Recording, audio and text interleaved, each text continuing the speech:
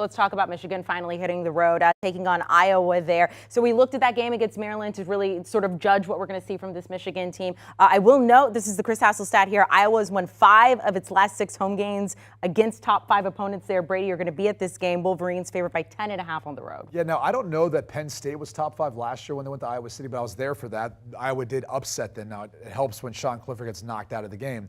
This is going to be a little different challenge, I think, for Iowa. Now, again, their defense is one of the best in the country.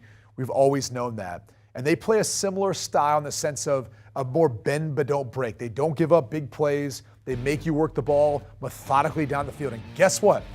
Michigan struggled last week offensively, in particular in the passing game. Why? Because Mike Locksley and his staff, they made J.J. McCarthy have to work methodically down the field. There was a lot of drop 8 coverage, a lot of soft zone coverage. They were inviting them to run the football, which Maryland did successfully.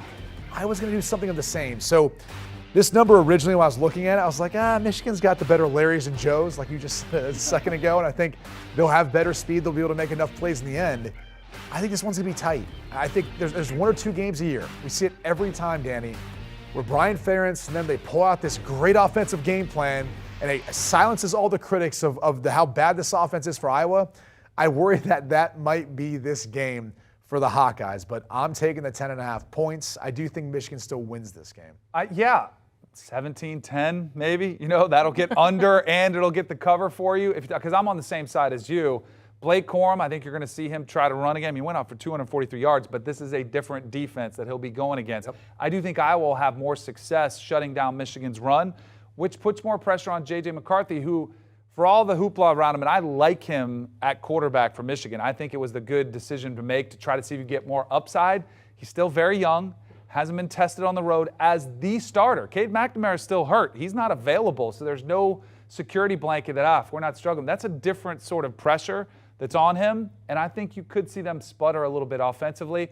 Not really worried about Iowa putting up a bunch of points. I think this will just be a low-scoring affair, and Iowa gets the cover. I do think what could break the game open, and one of the skill sets that we didn't see from J.J. McCarthy last week versus Maryland, is his ability to run. Yeah. It was almost like he was reluctant to take off and run, pick up what he could, and they've got plenty of backups. I mean, 2 weeks ago, Michigan played 8 quarterbacks in a game, and Alan Bowman's there. He's experienced. They've got some other talented guys they've recruited.